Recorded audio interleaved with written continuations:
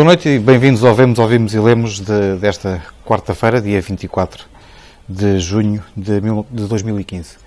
Temos esta noite como convidada Raquel Varela e a quem eu vou agradecer o facto de estar aqui connosco. Vou evitar fazer a leitura do currículo da Raquel Varela porque só temos 1h30 de programa e a ver se conseguimos falar de outros temas.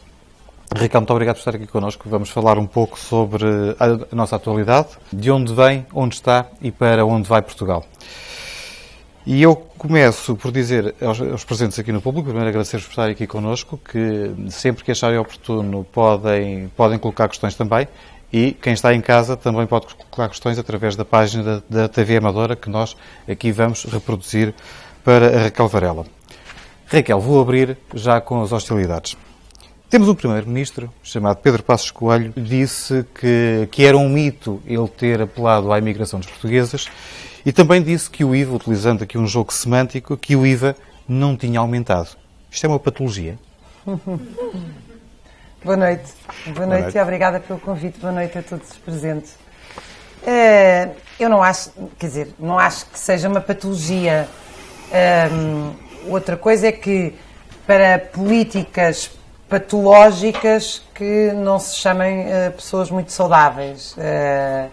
Como dizia ontem um psicólogo, onde eu estava, numa conferência do Observatório para as Condições de Vida, nós começamos a viver numa sociedade onde há uma série de pessoas anormais, ou seja, enfim, com patologias mesmo, psicopatologias, etc., que aparecem como normais e que têm poder e que ocupam lugares de poder na política, nas empresas.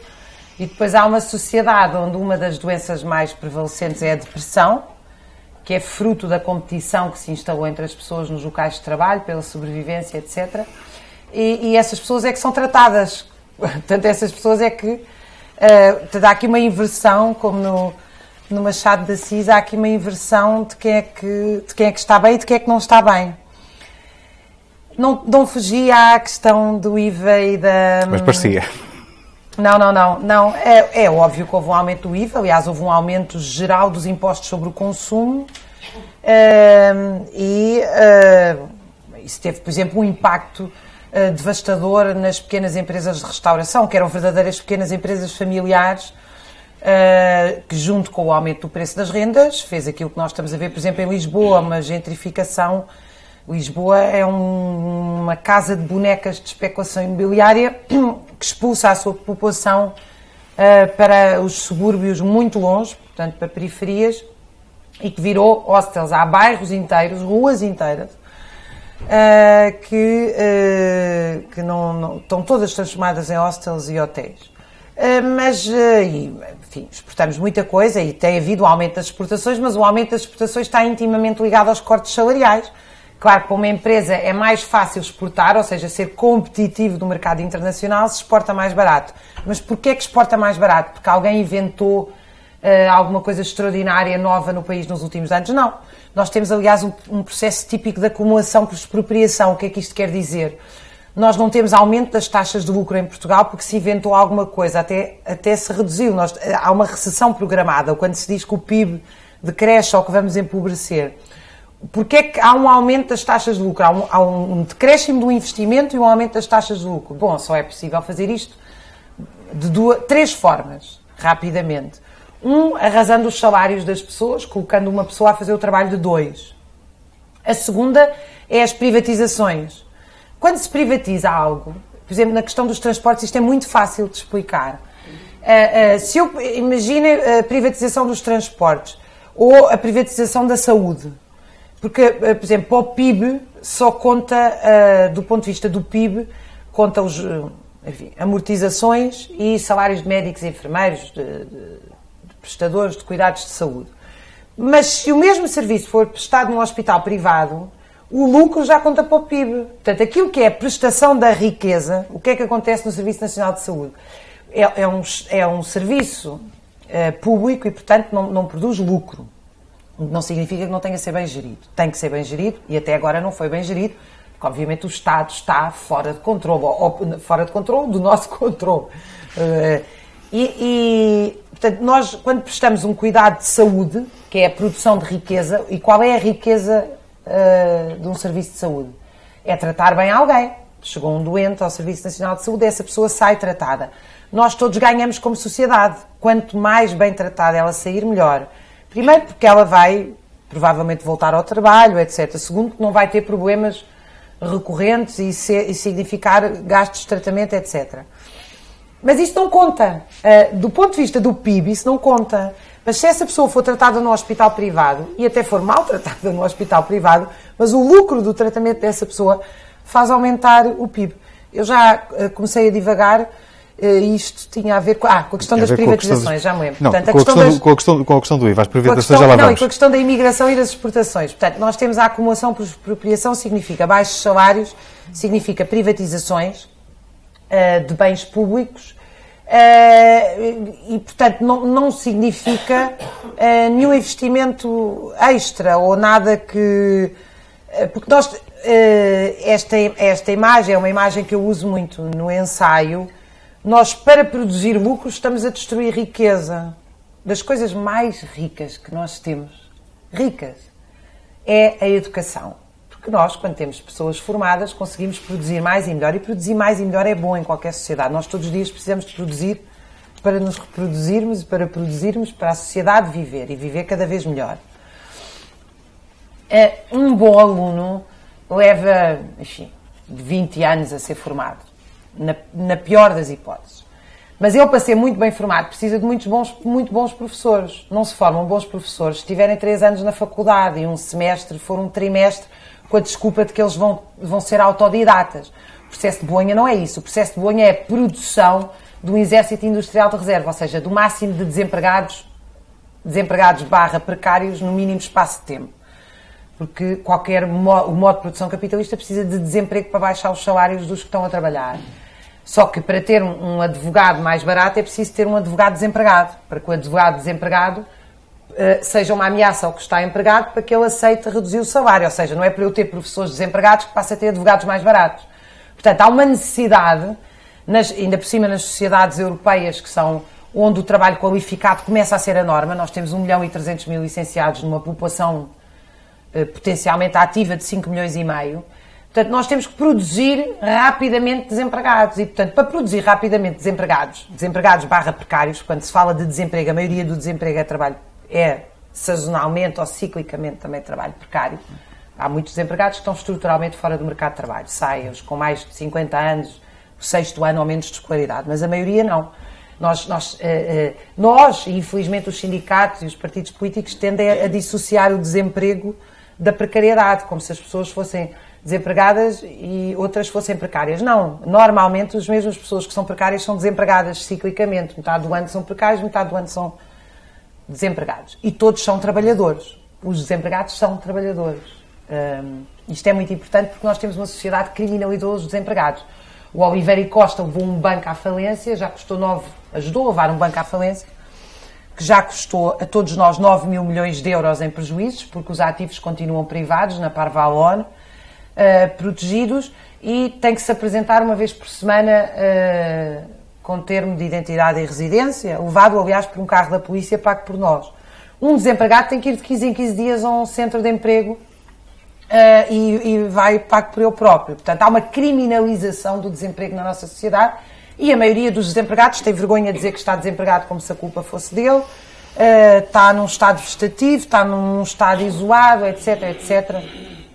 Voltei, eu queria, não fugi, para voltar à questão da imigração e das exportações, porque Passos Coelho não só incentivou em palavras a imigração, o que, enfim, é grave, é desagradável, mas, sobretudo, incentivou com políticas, porque se nós provocamos desemprego, nós estamos a incentivar a imigração, porque as pessoas têm que viver de alguma coisa. O trabalho é o direito à vida nas sociedades capitalistas, não há outra forma de sobrevivência que não seja pela venda da força de trabalho.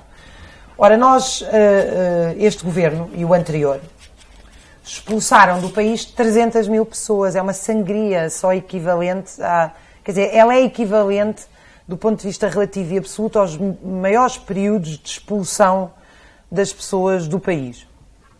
E a imigração funciona exatamente como as exportações e como o turismo, faz tudo parte do mesmo significa expulsão da força de trabalho ou a redução brutal das condições da força de trabalho, e a imigração ainda por cima traz divisas, muitas vezes traz. Eu penso que elas já duplicaram desde o memorando de entendimento. Eu no outro dia falei com uma amiga que está imigrada, numa situação está muito longe do país, é uma trabalhadora altamente qualificada, que está imigrada e, portanto, numa situação de isolamento, como a maioria dos imigrantes. A maioria dos imigrantes não vai passear uns tempos e visitar uns amigos.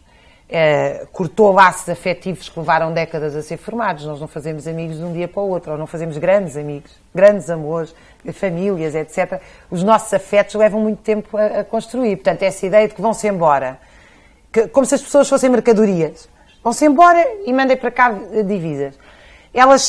Os pais estão os dois desempregados e têm cerca de 50 anos.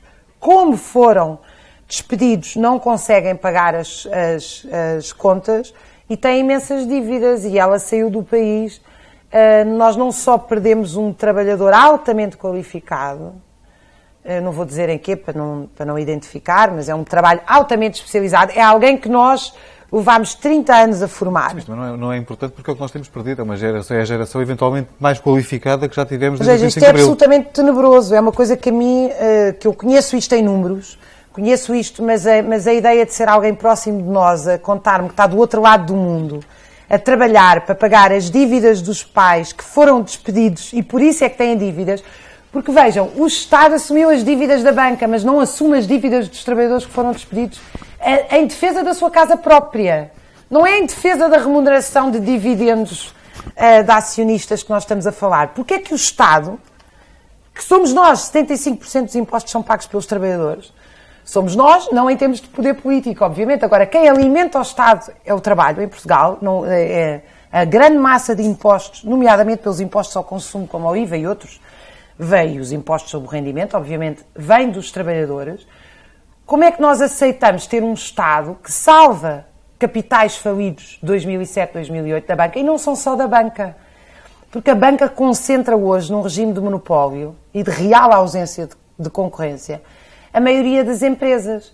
O que nós tínhamos tipicamente era que empresas, imaginem como a Sonai ou outras, queriam comprar uma série de computadores da IBM em 2005, 2006, chegavam à IBM e diziam, nós queremos isto, aquilo e aquilo outro. E a IBM dizia, mas vocês valem lixo. Porque as agências de rating, quando fazem cotações, sabem o que estão a fazer. As de rating e outras que avaliam a real capacidade das empresas pagarem o que devem. E essas empresas diziam, bom, vocês têm que pagar juros de 8%, 10%. E essas empresas diziam, não queremos. Então fazemos um negócio de leasing. E eles, não queremos. Vamos à banca portuguesa e financiamos-nos a 1% a 2%. Só que eles não valem 1% ou 2%. E houve um dia que esse castelo de cartas caiu.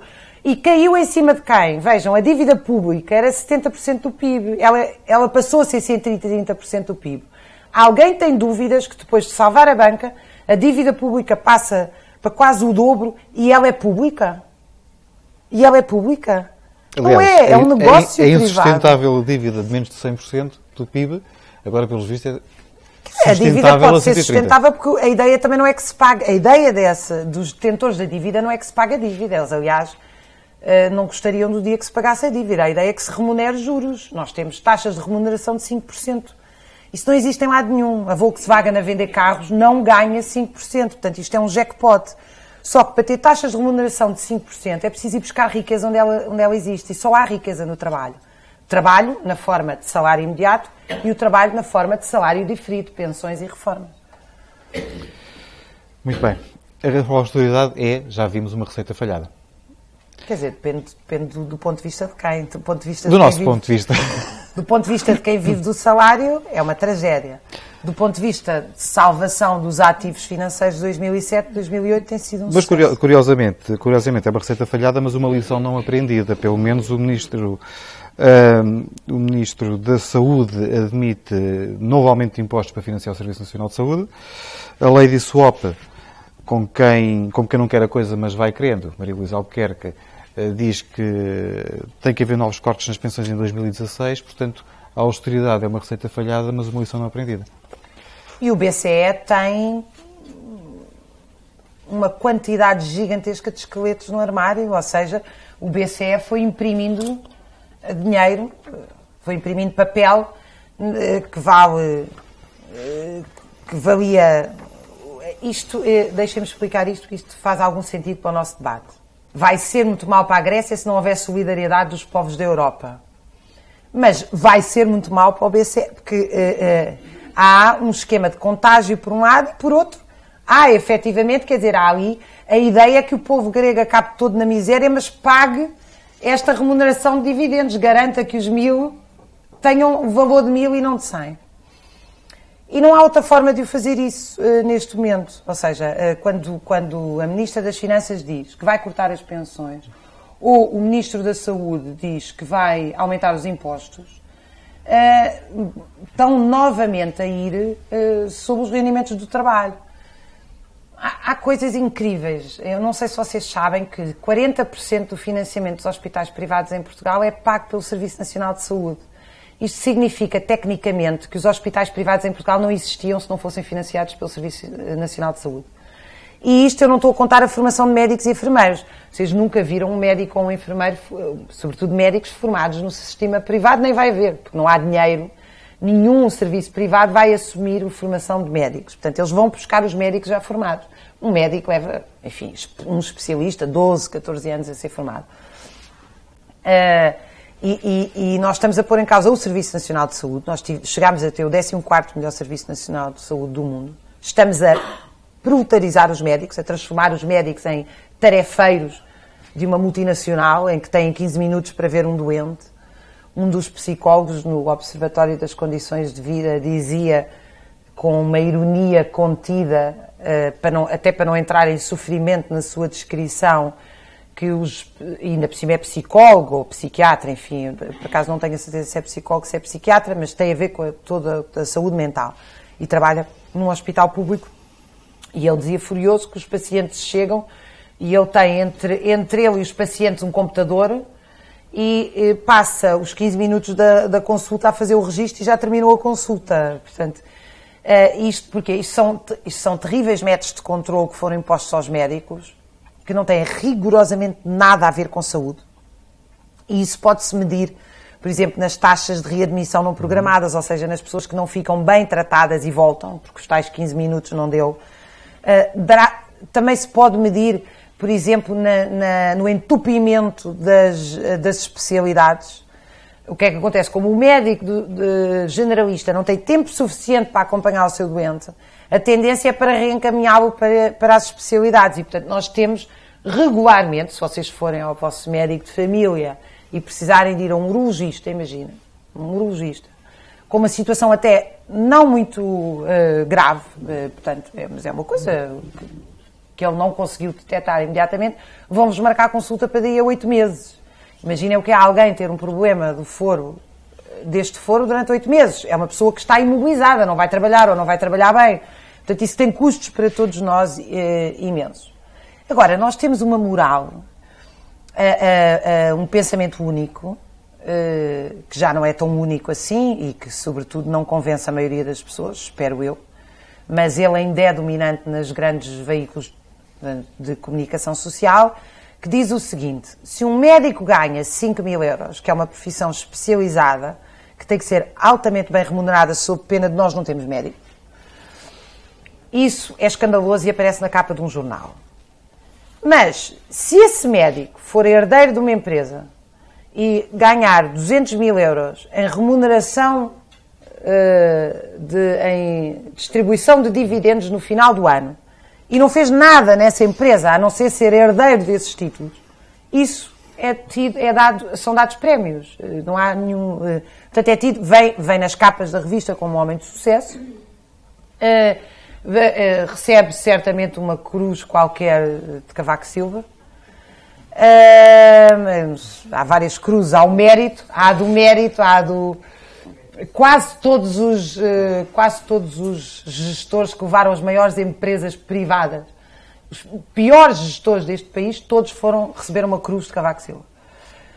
E normalmente é de mérito, ou de confiança, ou de...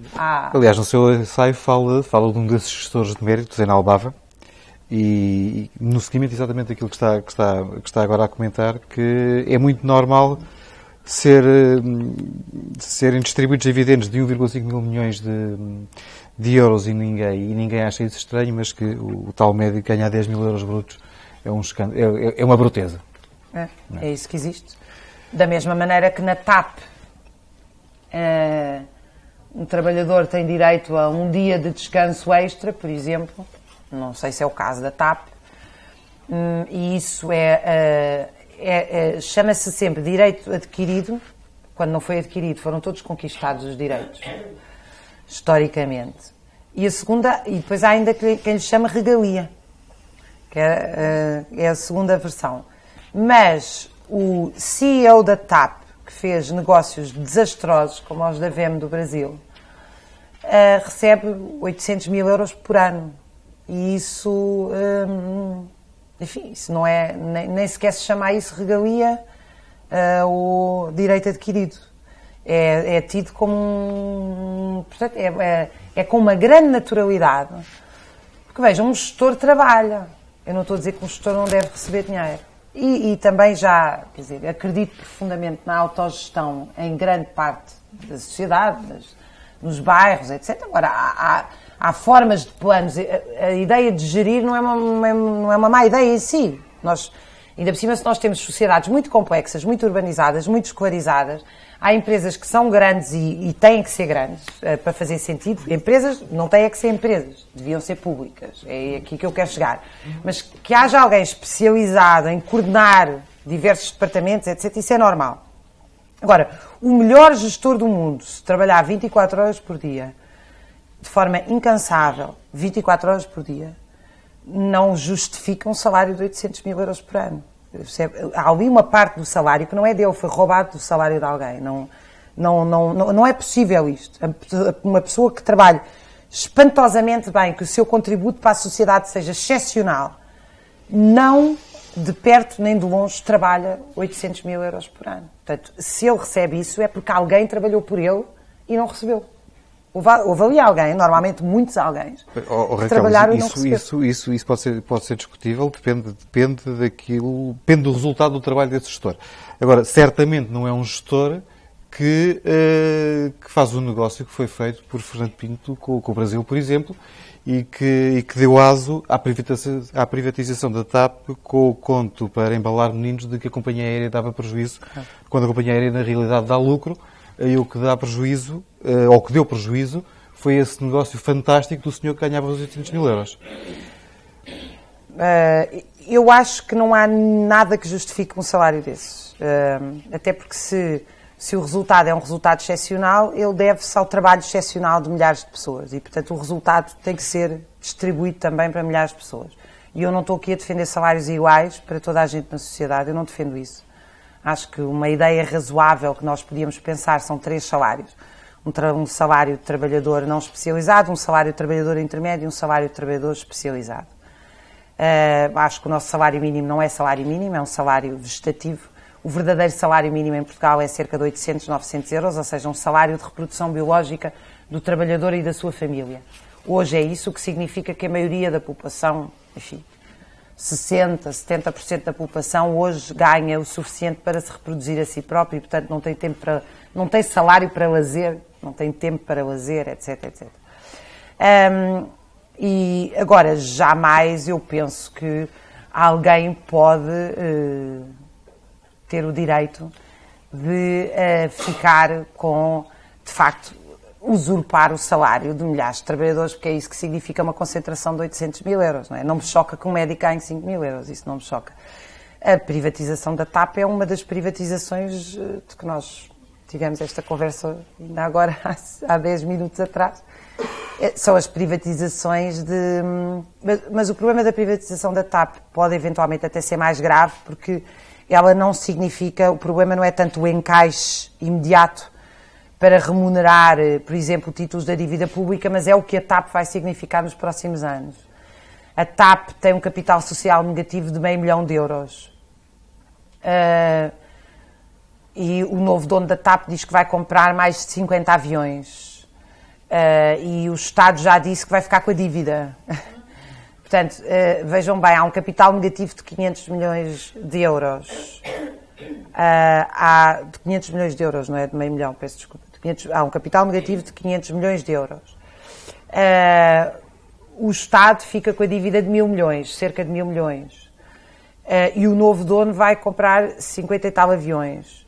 Isto economicamente só tem um significado, é que a TAP não vai conseguir pagar esses aviões e vai acontecer o que aconteceu com a PT e com o BES. Vai comprar os aviões, pagar aos investidores que vendem os aviões e depois entra em falência e como é uma companhia de um país que tem 5 milhões de imigrantes, vai vir um primeiro-ministro qualquer dizer, bom, lamentavelmente é grande demais para falir, vai ter que ser nacionalizada e nós vamos assumir os prejuízos.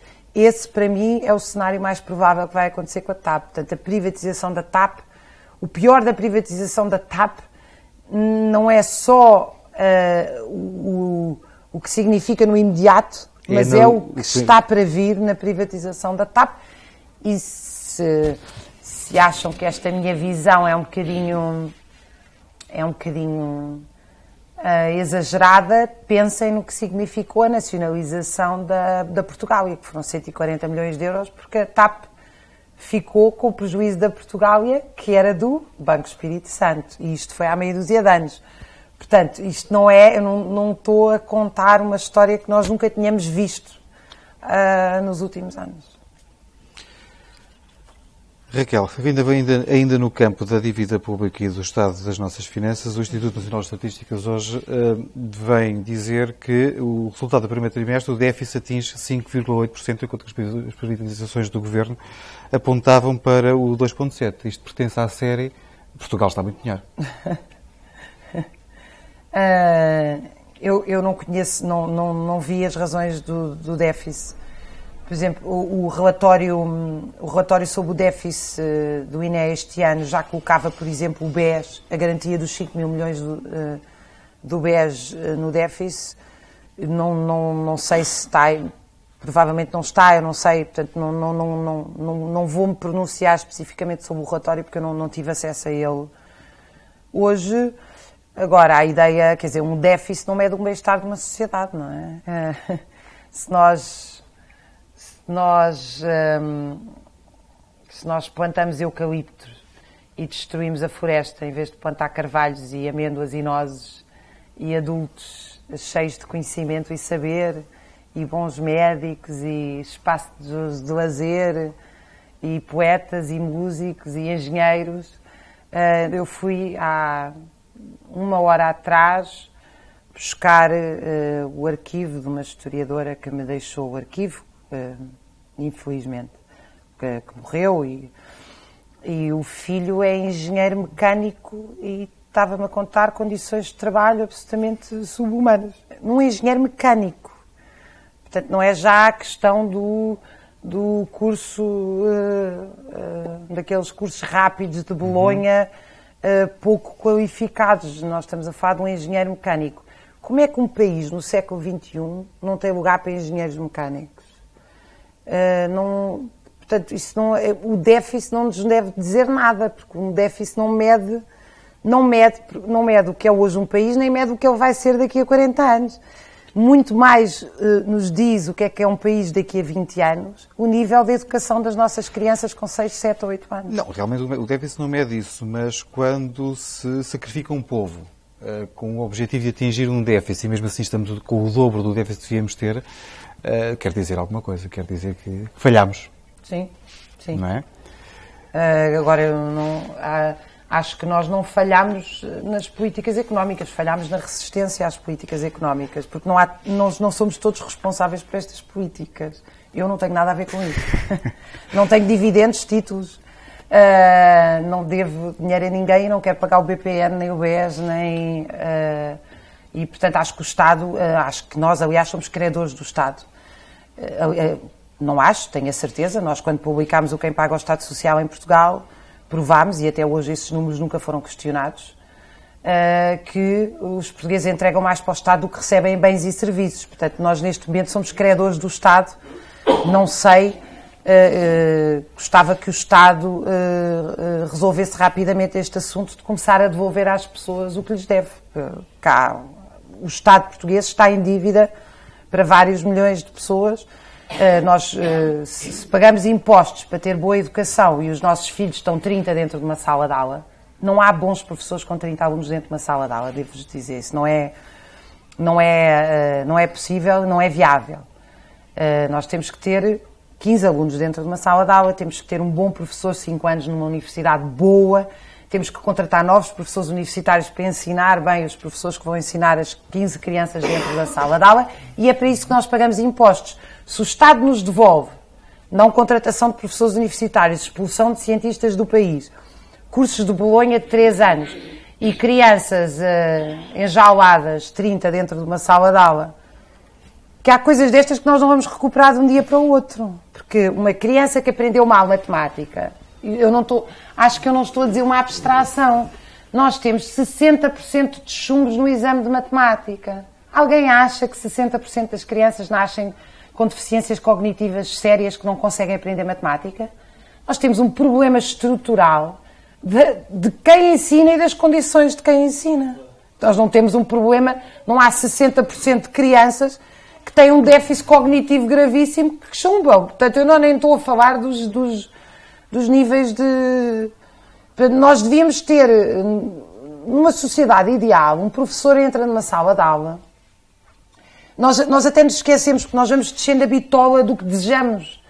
Porque se eu entro numa sala de aula e sou professora, eu tenho 2 ou 3 alunos brilhantes, super autodidatas, que eu nem ligo nenhuma, porque eles já percebi que eles entraram em autogestão, não.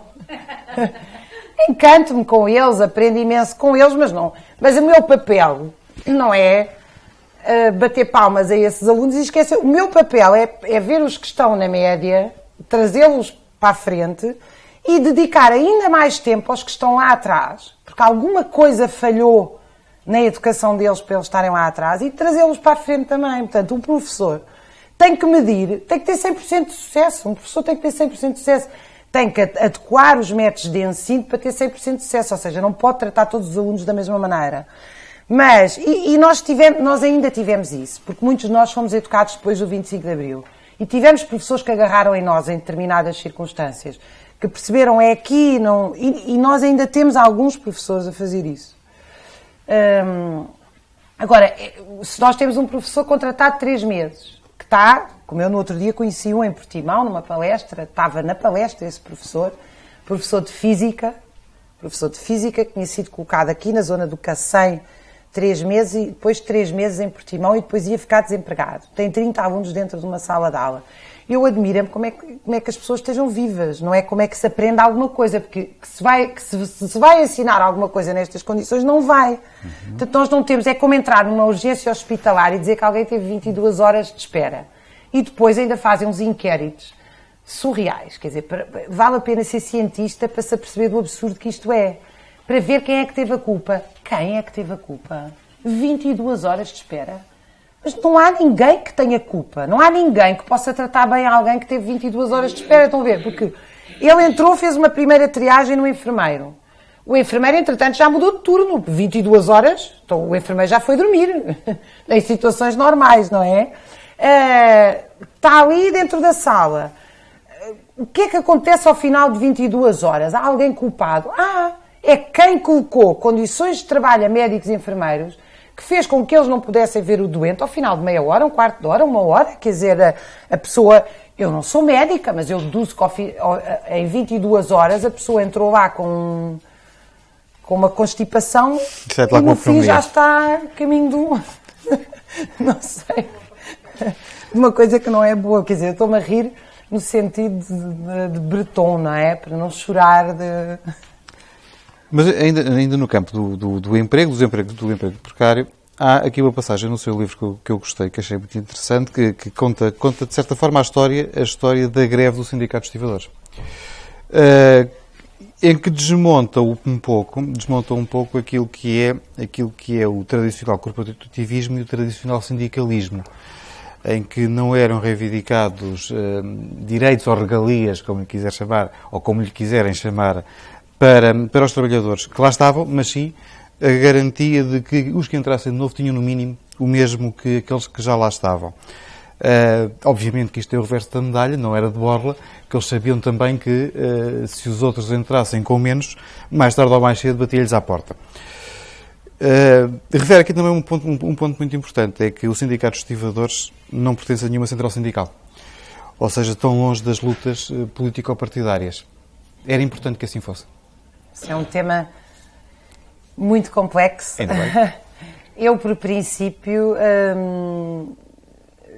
nós temos exemplos na história de sindicalismo ligados, por exemplo, a partidos radicais.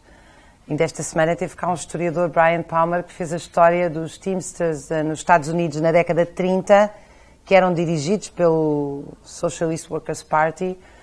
Penso que as iniciais são essas, que era um partido de inspiração da oposição de esquerda, trotskista norte-americano, e que foi uma greve super bem sucedida na década de 30, em plena crise de 29.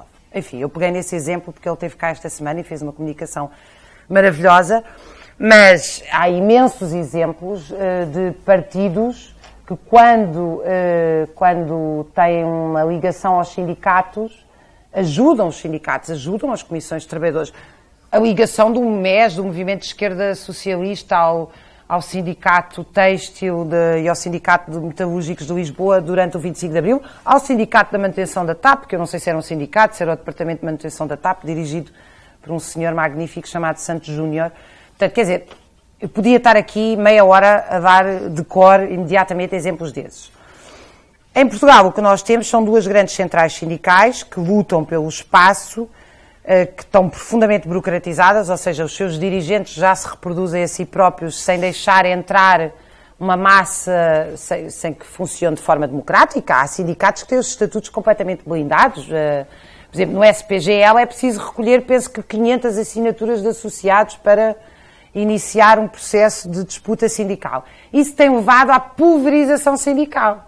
Porque, obviamente, os trabalhadores não se sentem representados dentro do seu sindicato e fazem um sindicato ao lado. E os outros fazem um sindicato ao lado. E, a certa altura, temos uma coisa péssima. Porque a ideia de uma central sindical em abstrato também não é uma ideia errada, que é a ideia dos trabalhadores poderem unificar as suas lutas. O problema é que quando isso tudo começa a estar sujeito às rotinas eleitorais do PS e do PSD. Agora, um sindicato independente também pode cometer erros gravíssimos, ou lapsos, ou às vezes nem são erros e lapsos propositados, é simplesmente o seu processo de aprendizagem e de saber não se aprofundou. O exemplo do Sindicato dos Estivadores, por exemplo, eu creio que o Sindicato dos Estivadores cometeu o erro na década de 90, clássico de todos os sindicatos, foi aceitar pré-reformas massivas sem contrapartidas, e o Sindicato dos Estivadores é um exemplo, enfim, que eu conheço bem, porque eu sou consultora científica, ainda por cima do sindicato, tenho um trabalho com esse sindicato, como trabalho com outros, mas a sua greve dos últimos 2 anos foi uma das greves mais importantes que eu creio neste período da história de Portugal. Conto-vos isto porque eu acho que vale realmente a pena. Nunca se viu neste país, por exemplo, professores catedráticos a pararem a faculdade para impedir o trabalho precário dos bolseiros. Também nunca se viu numa grande empresa os trabalhadores que têm contrato fixo parar para impedir, quando justamente são os fixos que têm mais capacidade de o fazer, porque estão protegidos legalmente, porque normalmente ganham mais, etc, etc. Normalmente queixam-se é que os precários não aderem. Ai, que chatice, os precários não fazem nada. Então, mas claro, quer dizer, as pessoas não são suicidas. Um trabalhador precário, por si só, atomizado, não vai entrar num processo de luta sozinho, ou pondo em causa a sobrevivência do emprego, etc. Há muitas formas, eu não vou poder desenvolver aqui, mas eu desenvolvo no livro, por exemplo, durante a ditadura, e há uma semelhança, não há nenhuma semelhança entre o regime político atual e o de ditadura, isso é um exagero que não tem fundamento histórico, mas há uma semelhança entre a organização dos trabalhadores numa situação de ditadura e numa situação de precariedade, porque a situação de medo, ou seja, de fragilidade da organização é muito grande.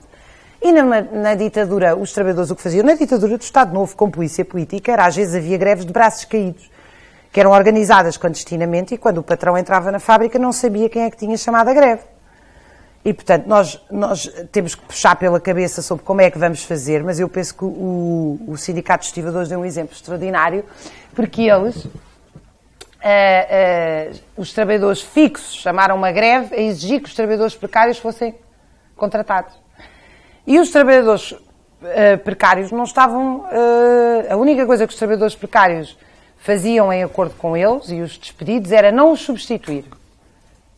Mas para isso, os trabalhadores fixos organizaram um fundo de greve solidário para os trabalhadores precários. Portanto, é preciso ter imaginação que as coisas resolvem-se, porque o medo, dizer que só os trabalhadores é que têm medo, ignoram que do outro lado há imenso medo, que é saber que se os trabalhadores se organizam, a sua força é infinitamente maior. Portanto, a questão aqui é formas novas de garantir essa organização, e muitas delas ainda estão por ser inventadas, não é? Nós tentamos sempre olhar para a história desde o século XIX e perceber que formas é que foram sendo inventadas de organização. Mas há outras que não estão aí porque eu não conheço, mas tenho a certeza que nós temos imaginação para inventar. Raquel, a segurança social é sustentável?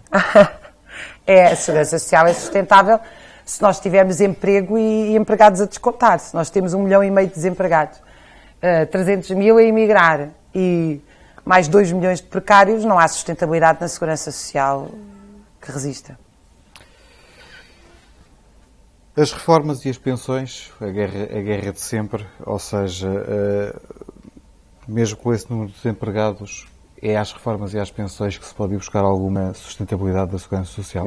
Não, isso ainda piora a sustentabilidade da segurança social, cortar pensões e reformas, não como a ideia da TSU, por exemplo, cortar a TSU é exatamente o mesmo, as reformas e as pensões são a poupança dos trabalhadores. Cortar a TSU é exatamente o mesmo que ir à vossa conta bancária, à vossa poupança, e entregar-vos neste mês e dizer agora vocês têm mais dinheiro. É isso que economicamente significa o corte da TSU.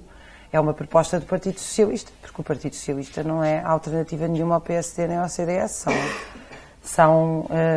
são, enfim, músicas diferentes para um disco que toca sempre da mesma maneira, porque perante uma situação dramática de 3 milhões de pessoas, 3 milhões e meio em situação de precariedade e desemprego, 60% ou 70% da população a ganhar 800 euros. A proposta é cortar na TSU, é assim que se resolve a sustentabilidade da segurança social. Não se resolve absolutamente nada, o que se está é retirar a massa salarial, porque a TSU, de acordo com o Sistema Europeu de Contas, é massa salarial. Vamos sair um pouco de Portugal. Já cá voltamos, mas ou se calhar não saímos assim tanto de Portugal, porque acaba por estar ligado. Vamos até à Grécia, vamos até à situação que se está a viver. Daqui a umas semanas. A situação que se está... Espero que quando lá chegar já todo este problema esteja ultrapassado. A situação que se está a viver nos últimos dias, com os avanços, os recuos, com as propostas, as contrapropostas, e com aquilo que parece, eventualmente, com alguns erros cometidos pelo atual governo grego, que não soube gerir o grande capital que tinha de alguma simpatia europeia, mas que estamos perante aquilo que parece ser, neste momento, uma tentativa de asfixia de um país. Qual é, a sua opinião, o resultado que vai dar com a eventual, esperemos que não, queda da Grécia e as repercussões que isso pode ter para nós? Há muitas incógnitas na situação grega, e eu gostava de dizer, porque nós temos, nos últimos anos, um grupo imenso de 40, 50, 60 investigadores estudadas a situação em Portugal, e todos os dias nos vamos aprofundando esse conhecimento, e portanto a mim custa-me muito falar da Grécia, porque é uma realidade que eu conheço pelas letras dos jornais, e daquilo que eu conheço das letras dos jornais não recomendo. Portanto, o que eu vou dizer são pensamentos soltos de uma realidade que eu não conheço bem, não é? Portanto, a primeira pergunta, eu acho, é se a Grécia sair do euro, o euro sobrevive. Há dúvidas sobre isso. Não é claro sobre isso. Ou seja, não é claro se há um processo de contágio, porque os processos de contágio não são só económicos, Portanto, economicamente tem algum peso, ainda que seja dos países que têm menos peso desse ponto de vista, mas um contágio é muito mais do que isso, não é? Há todo o exemplo político, há fenómenos, quer dizer, a economia é política, não é só contas de quanto é que vai sair do euro, não é? Eu penso que essa é uma incógnita, não é? A Grécia sai do euro, ou o euro sobrevive ou não. A segunda tem a ver com a situação de deflação que se vive na Europa, que está em deflação, está com juros negativos neste momento, e se vai haver uma próxima crise cíclica no próximo ano e meio, o que significava uma nova semi-paralisação do comércio internacional e do comércio europeu. E esse contexto também muda completamente o cenário previsto, aliás, muda também o nosso cenário de exportações, turismo, etc. A minha grande dúvida em relação à Grécia é se o Syriza não tinha capacidade, ao estar neste momento num governo e num Estado, de fazer uma mobilização da população que não fez. O Syriza chamou 2 ou 3 manifestações, porque só há uma maneira de a Grécia se impor com uma situação de mobilização generalizada da sua população. E que essa situação generalizada de mobilização da população seja acompanhada pela solidariedade dos povos da Europa. Eu até agora não vi o Syriza fazer isso, vi o Syriza tentar negociar e, portanto, não assumir uma posição de ruptura e conflito.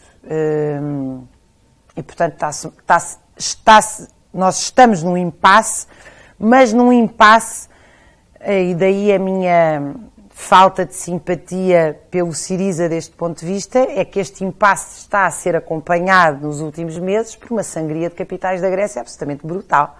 E, portanto, é incompreensível que um partido que tenha chegado ao poder, que sabia exatamente que isto ia acontecer, aliás, a fuga de capitais na Grécia começou no dia que o Syriza ganhou as eleições, não foi no dia que ganhou as eleições.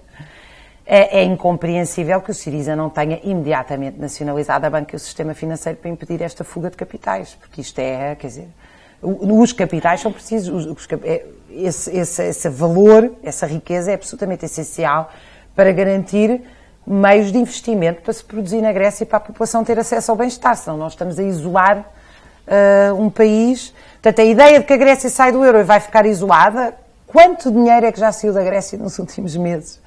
Que está a fazer a Grécia isolada. Portanto, eu acho que isso é também uma incógnita, não é uma incógnita, é uma dúvida e é um problema.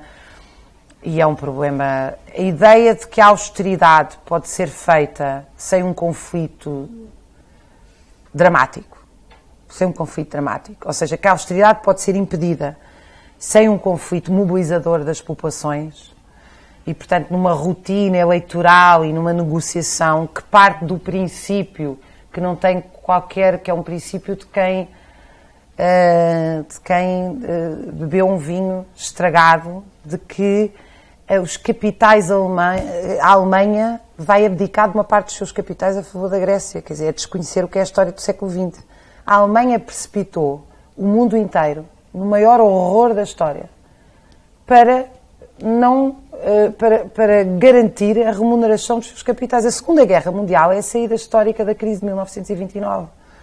Transformar desempregados e fábricas paradas em soldados e fábricas de guerra, militarizar a Alemanha para sair da crise de 29. Portanto, não sei se o significado histórico disto é o seguinte: a burguesia alemã preferiu suicidar-se. Foi isso que aconteceu na Alemanha em 1945, foi destruição física, não só do operariado, mas da burguesia, foi destruição da propriedade, o nazifascismo significou destruição de todos, não é que foram só os trabalhadores que foram para a guerra.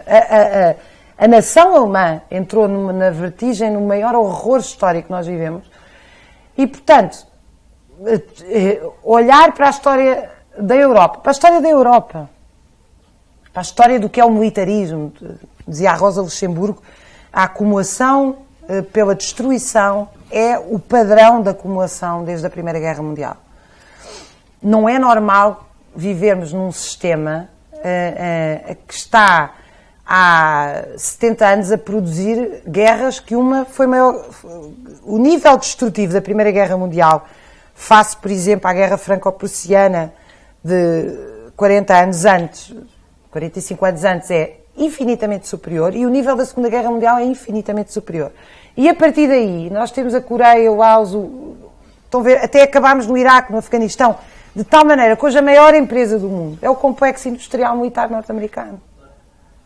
A maior empresa do mundo é o complexo, não é só as bombas, é a eletrónica, o aço, os drones, a investigação científica, anda tudo amarrado à destruição física das pessoas e do planeta.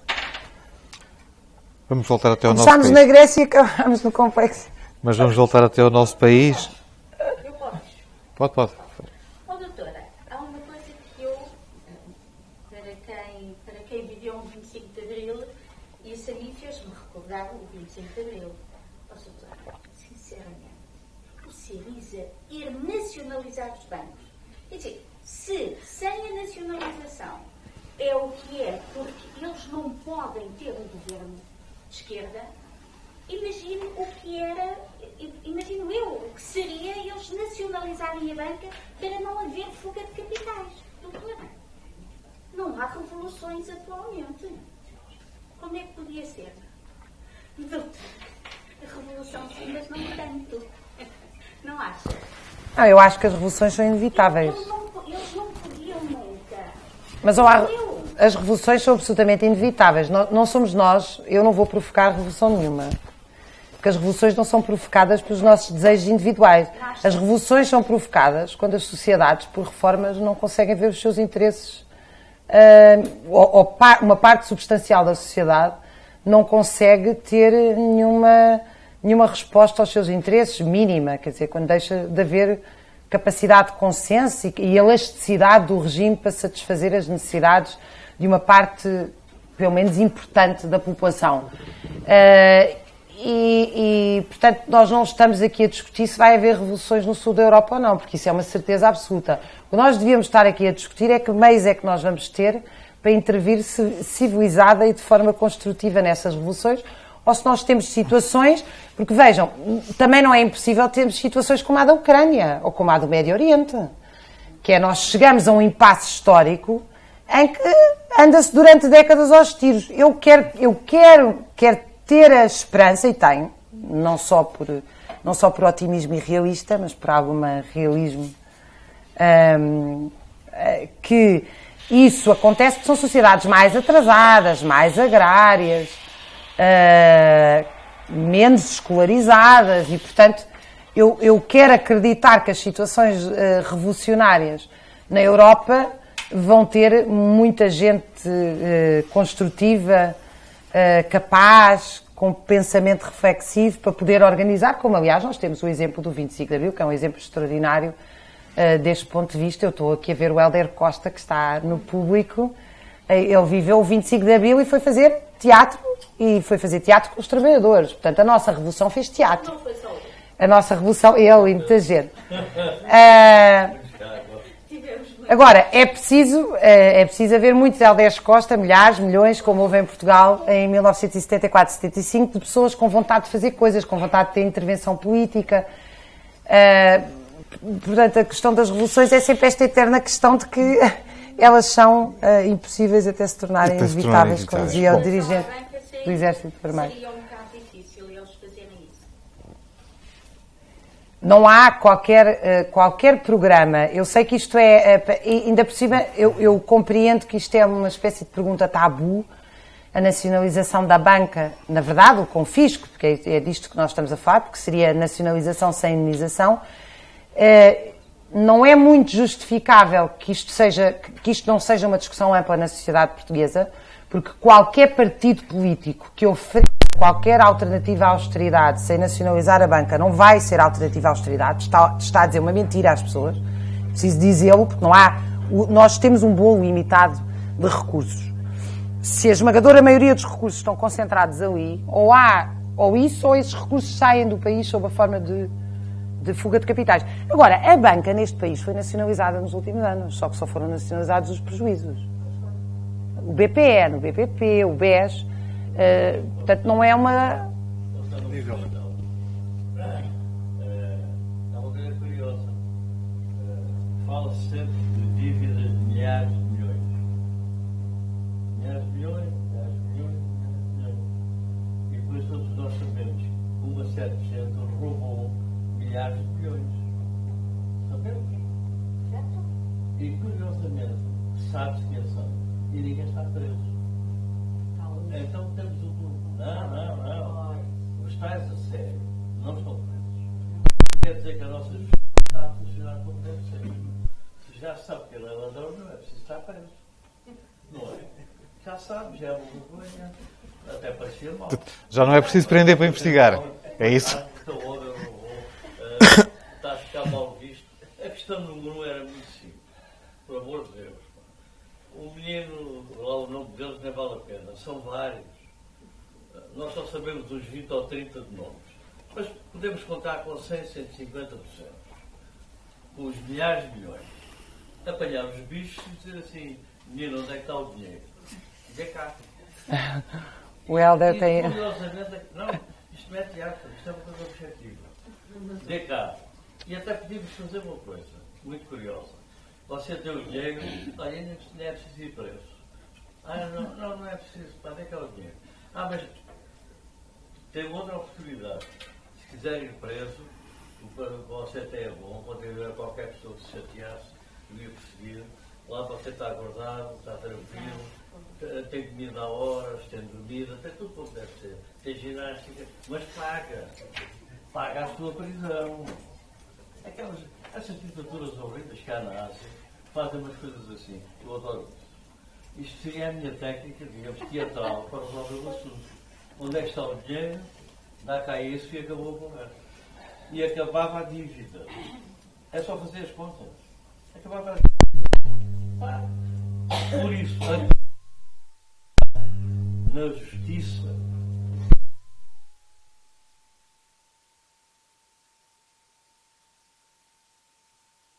o ano de direito era uma lei, até me vou levantar para perceberem isto bem. A primeira lei que eu ouvi. É pena não estarem a ver lá em casa o Helder, não se pode. Não se pode. Que chega à universidade e tal, todo satisfeito, bom aluno, até, enfim, tinha perdido a cabeça. E a primeira coisa que eu aprendi no primeiro ano de direito foi uma coisa absolutamente extraordinária. Eu estou farto de discutir com o Labrino Lúcio, o Ministro da Justiça, tá? Mas isto é possível vocês ensinarem isto.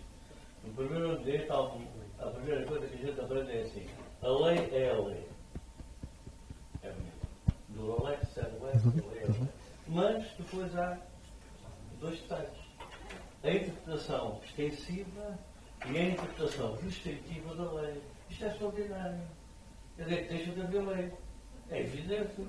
E depois depende do juiz, peço desculpa, depois depende do juiz, da corrupção, do dia que ele paga que lhe paga do negócio, o juiz, o advogado, o procurador. Toda a gente sabe que é isto, porque é que, se em todos os países é isto, porque é que aqui não havia de ser? Por amor de Deus, a coisa que é preciso atacar é precisamente o sistema da justiça, esta gente, que é a corrupção absoluta, são ladrões oficiais. Ainda por cima, todos muito tímidos e tudo muito sério. E depois, a maior parte deles, nós nem sabemos quem são. Não é? Assim como os multinacionais que controlam esta porcaria toda. Ninguém sabe quem são.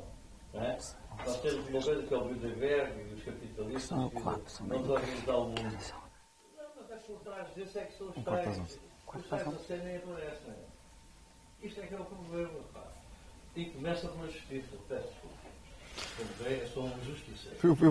Eu pensei, oh Helder, eu pensei que ias cantar o Duralex Sed Lex quando começaste. Só falta cantar isso. Está bem, se eu preciso. Está bem, Raquel, vamos então voltar a Portugal, vamos voltar aqui às privatizações. E começar por uma pergunta muito simples em relação à privatização da EDP. Vender um setor fundamental da economia nacional a um Estado estrangeiro não é um ato de traição nacional? Tenho alguma dificuldade em responder a isso, porque facto nós temos, digamos, privatizações que implicam desnacionalização, ou seja, venda para fora, proprietários fora do país. Eu, pessoalmente, tenho alguma dificuldade em compreender, não é... Acho que a questão dos capitais chineses e dos capitais angolanos, etc., não é o que parece. Não acho que as coisas tenham sido vendidas, exatamente vendidas a esses capitais. Há muito mais uma circulação de moeda do que de mudança de propriedade, na minha opinião. Portanto, acho que essa história está por fazer. Não é preciso... Mas podemos fazer hoje. Não é preciso ter 51% de uma empresa para controlar. Poucos capitais portugueses podem controlar mais do que muitos capitais chineses. Portanto, não há essa ideia, a mim não me parece clara. A segunda razão é que eu não acho que um capital privado chinês é pior que um capital privado português. Eu acho que a EDP tem que ser pública. E, portanto, se a EDP foi vendida a um capital privado português, a um capital privado chinês, a um capital privado angolano, brasileiro, italiano, a EDP tem que ser pública. A EDP é o quê? É energia. Acham normal a energia de um país de 10 milhões de pessoas ser privada? Quer dizer, que a nossa casa seja privada, a tasca, o restaurante, a energia, a luz, a eletricidade. Vejam, se houver algum problema naquela empresa, há 10 milhões de pessoas que estão em risco. Portanto, isto não há qualquer lógica numa privatização deste tipo. E o que aconteceu com a EDP foi... Peço desculpa que eu estou rouco. O que aconteceu com a EDP foi que nós ficámos com o pior serviço, mais caro. Aliás, se vocês pegarem na vossa fatura da EDP, aquilo tem... Portanto, nós pagamos impostos para ter eletricidade. Mas não, porque nós pagamos taxas para ter eletricidade. Neste país pagam-se impostos para remunerar juros da dívida pública e depois aparece uma lista de taxas que nós tentámos no livro fazer o levantamento completo e não conseguimos, porque é impossível. Vocês saem de casa, começam a respirar e pagam uma taxa. Taxa ecológica, a taxa do CFC, agora já não sei se existe CFC. São milhares de taxas a toda a hora. Eu no outro dia fui ao mercado, onde costumo ir comprar fruta, mesmo em frente à casa, e estávamos na conversa e tal. A senhora tinha ouvido qualquer intervenção minha pública e começámos a conversar sobre impostos e eu estava justamente a falar das taxas e ela disse-me assim: acabei de receber uma que vem na conta da eletricidade do prédio e é a taxa audiovisual. Então, mas eu vejo televisão nas casas do prédio.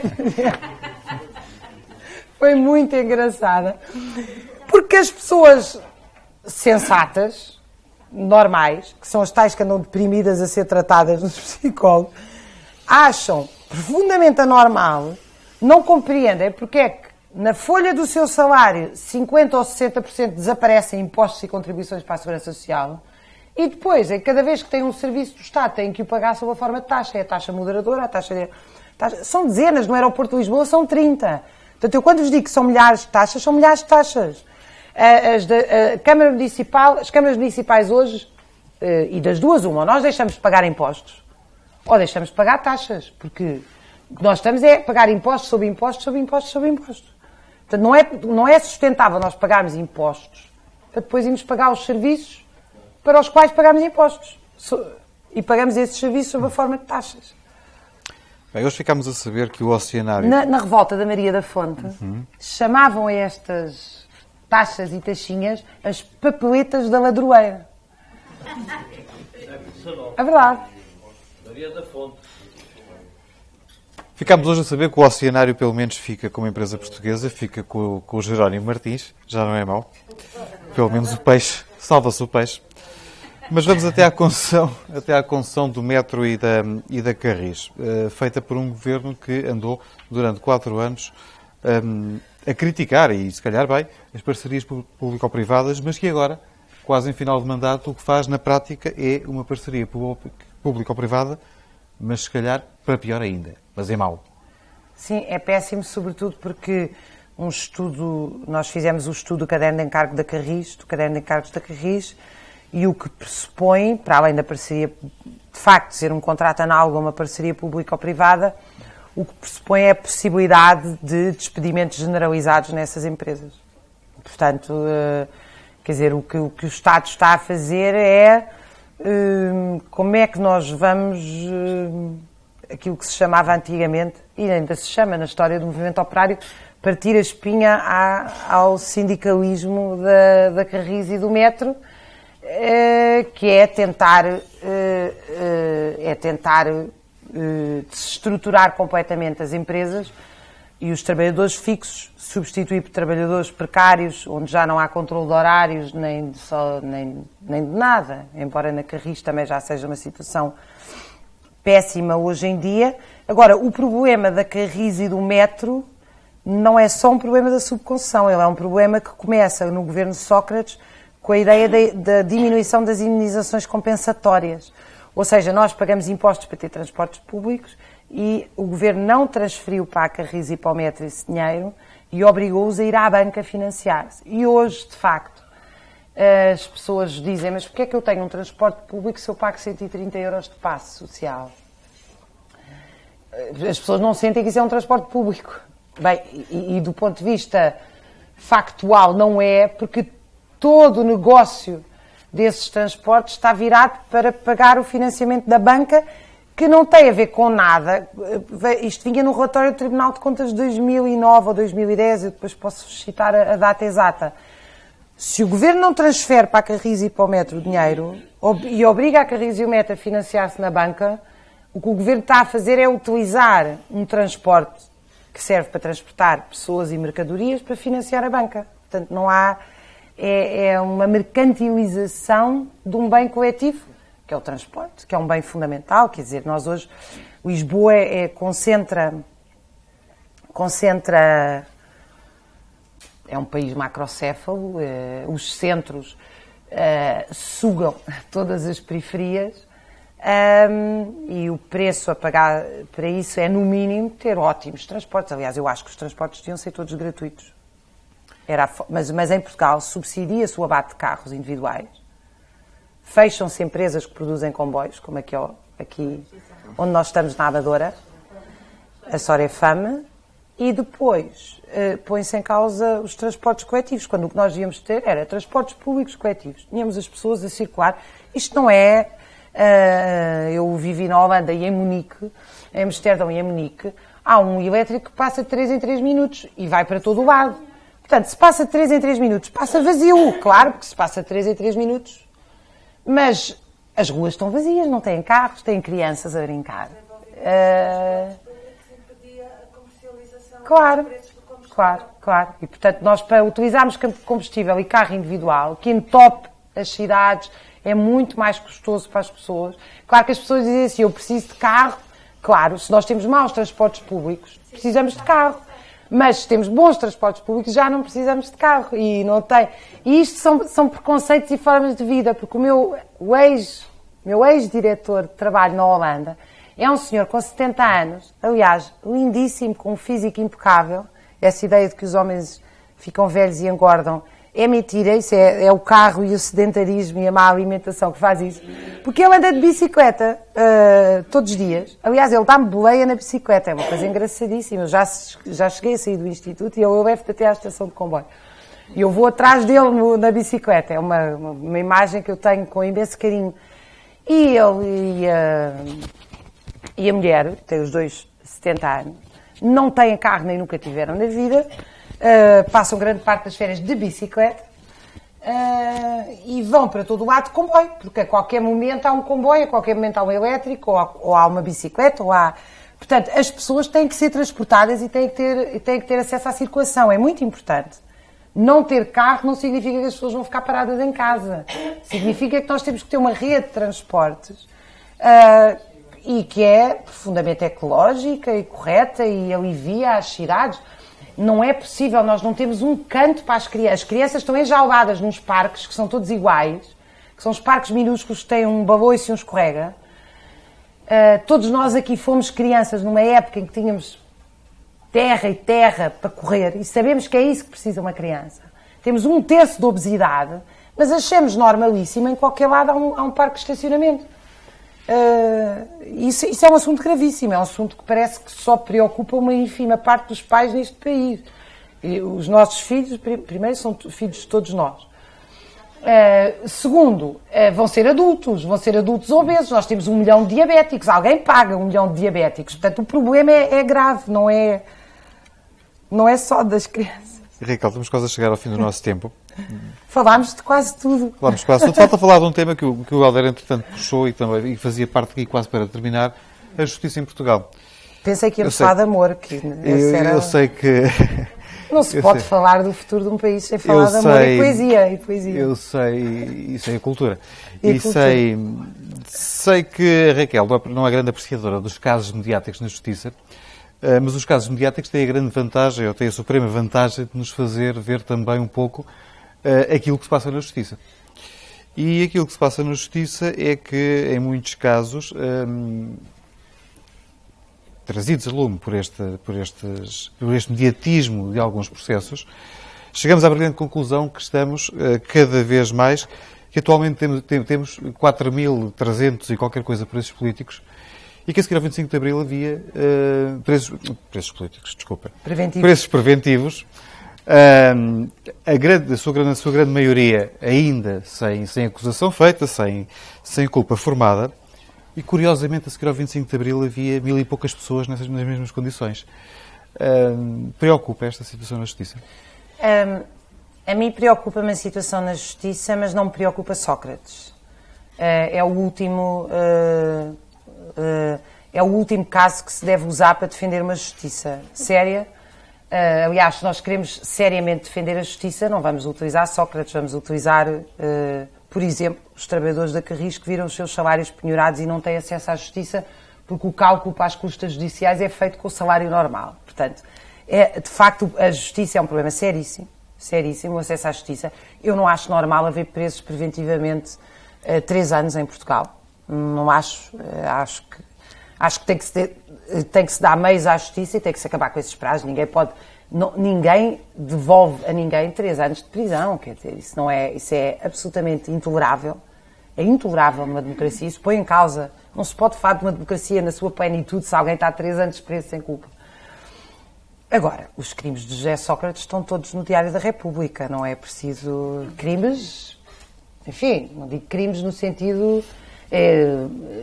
crimes no meu sentido aqui que eu usei, é um sentido metafórico, ou seja, no sentido que aquilo que eu penso que que pôs em causa o erário público, pôs em causa as parcerias público-privadas, etc, eles não são crimes, portanto nem sequer posso eu chamar-lhes crimes, do ponto de vista jurídico, mas para mim, do ponto de vista político, são crimes. É inaceitável negociar taxas de rentabilidade de uma parceria público-privada de 14%, publicar isso em Diário da República, é legal e isso põe em causa, por exemplo, o orçamento da saúde ou o orçamento da educação, ou seja, o que for. Portanto, eu acho que tem-se prestado um mau serviço quando se utiliza o problema, para mim, com muita sinceridade, o problema não é José Sócrates estar preso, é que há muita gente que não está e devia estar. Agora, que a prisão preventiva, os processos, tudo isso tem que ser acompanhado, e enfim, quer dizer, eu tenho ouvido a Ordem dos Advogados e muita gente especializada que tem posto em causa processualmente e chamada a atenção para a necessidade de haver rigor, transparência e decência nos processos. Eu acho que deve haver para toda a gente, como é óbvio. Raquel, eu volto ao princípio da minha pergunta. E o princípio da minha pergunta é, os casos mediáticos, Sócrates é um deles, evidentemente, têm a grande vantagem de chamar a atenção para algumas situações. A mim preocupa-me que um terço dos presos em Portugal não tenham culpa formada. Não, isso é um absurdo. Eu acho isso um absurdo.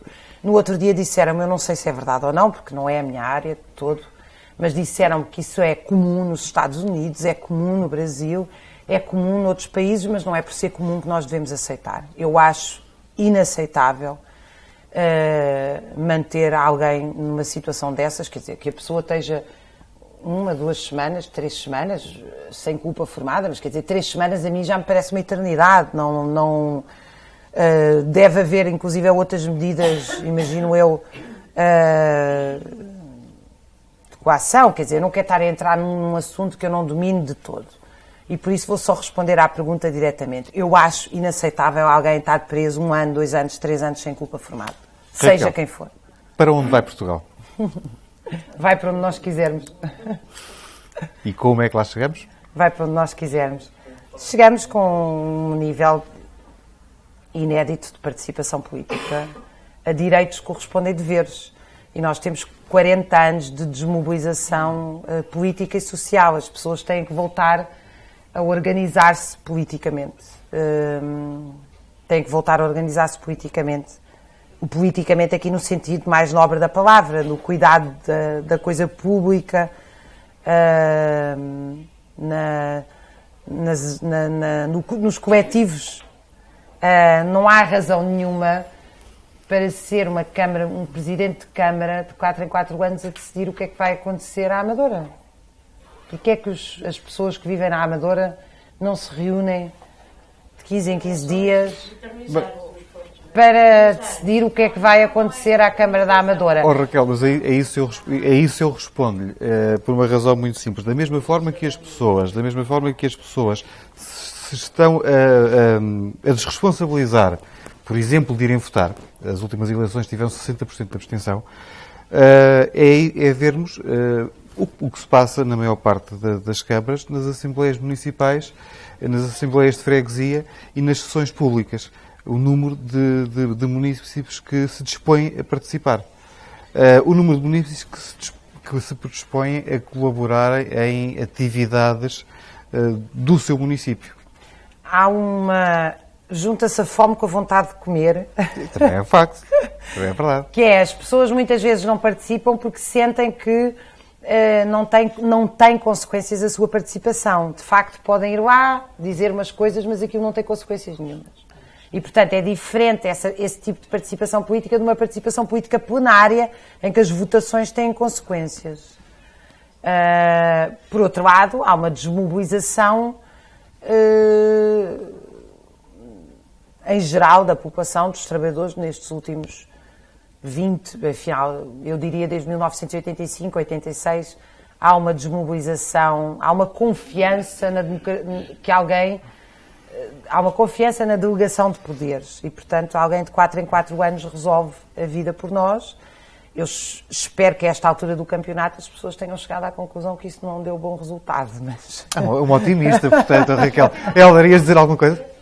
Querias dizer alguma coisa? Eu só queria recordar uma coisa que se calhar muita gente não sabe, mas há aqui muita gente que sabe.